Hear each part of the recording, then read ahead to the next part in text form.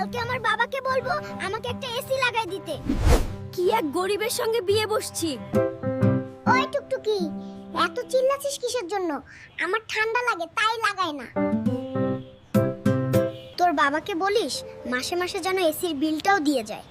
আমার ঠান্ডা লেগে অসুখ হলে না হয় ওষুধটা আমি নিজের টাকায় কিনে খাবো নি। মানুষের আত্মীয় কেউ ডাক্তার, কেউ ইঞ্জিনিয়ার, কেউ কর্নেল, আর আমার আত্মীয়রা হিংসুটে, কুটনি, অহংকারী। এই যে বাবু, তুমি মোরগ নিয়ে হসপিটালে কেন এসেছো রে? আমার মোরগের অনেক বয়স, কিন্তু এখনো ডিম পারছে না, তাই ওকেই ডাক্তার দেখাতে আনছি। আরে রে, মোরগ কি ডিম পারে নাকি বাবু? বাজার করে আনতে বলছি মাছ মাংস, আর আনছে সবজি, লতা পাতা। আজ আমার বাবা মা আসবে রে, আজ আমার বাবা মা আসবে। এই তাদের লতা পাতা খাওয়াবো নাকি? বাপের বাড়িতে এসির বাতাস খেয়ে বড় হইছি, এখন কি এক মুখ পড়ার সাথে বিয়ে হইছে।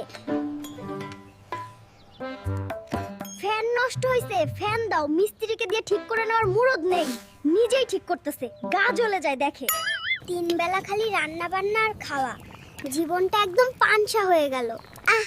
এই সংসারও যে কত কষ্টের, বুঝলি? ওই টুকটুকি, তুই 3 বেলা রান্না বান্না আর খাওয়া, এটাতেই জীবন পানসা বলতেছিস?